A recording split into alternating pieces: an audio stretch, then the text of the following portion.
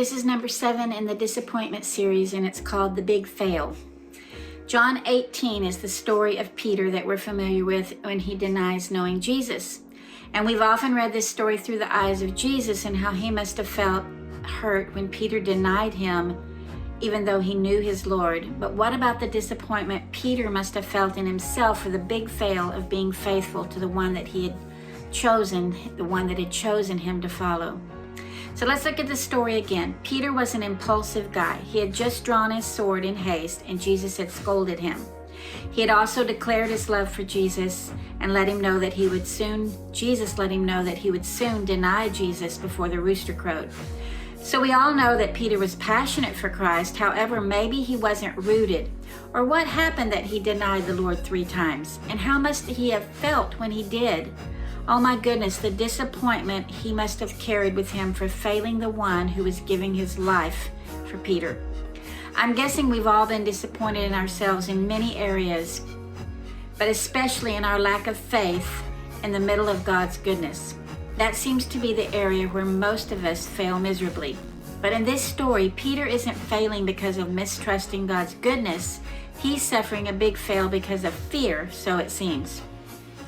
First, a servant girl asks Peter if he's one of Jesus' disciples, a non-threatening servant girl, and Peter denies his identity of being connected with Christ. None of us knows what we would do if we were questioned about our allegiance to Christ in the middle of a cluster of soldiers leading the one we followed to be slaughtered. It must have been weird and unbelievable to Peter to witness this, and since we know he was impulsive, maybe his immediate reaction was to say no so that he wouldn't get taken away as well. Who knows? We've all failed with much less pressure. Maybe we fail to speak up when others are mistreating or gossiping or slandering, or any number of scenarios where our words could have saved the day.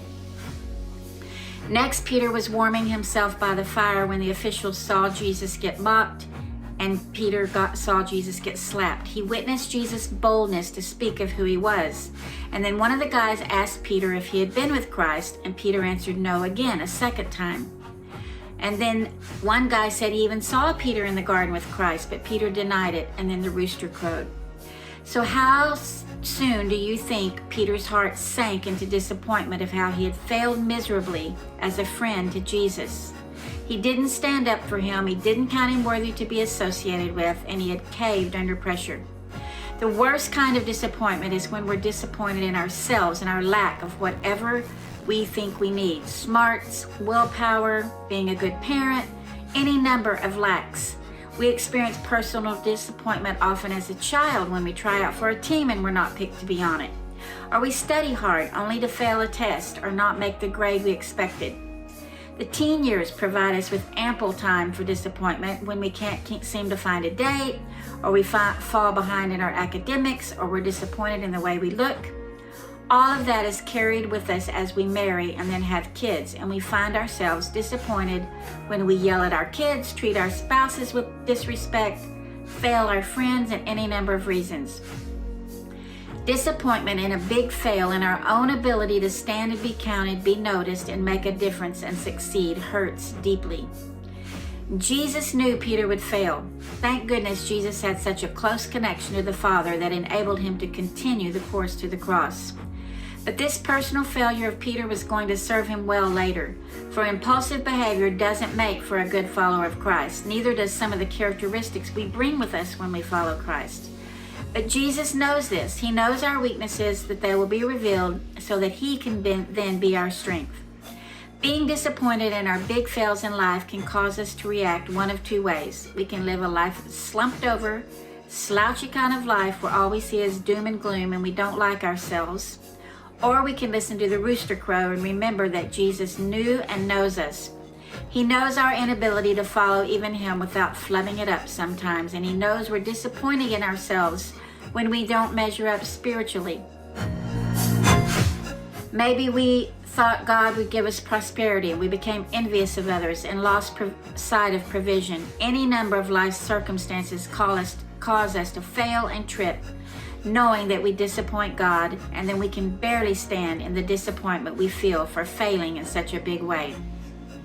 I failed God over and over again. I've purposed not to be fearful, to speak kindly, pray and read more, only to find myself among that group that fell asleep instead of staying awake like Jesus asked them to.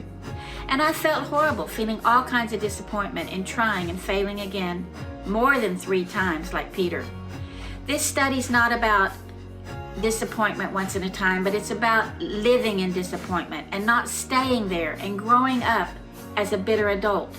It's not about being perfect and never failing. It's about recognizing that Jesus knows and cares. Peter must have been sorely upset at himself that he had forsaken his Lord and denied that he even knew him, because the evil and fear that had circled him that day. In fact, he was probably most confused to see that Jesus was so mistreated, and how could that be the same Lord that had chosen him to follow? Thoughts circle our heads and cause us to react, sometimes impulsively like Peter.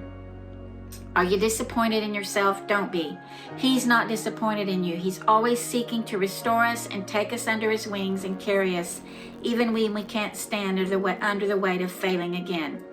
I can't wait for the next Devo to share with you as we visit disappointment again and then watch what Jesus does after Peter fails. He never pushes us away, but he always invites us in.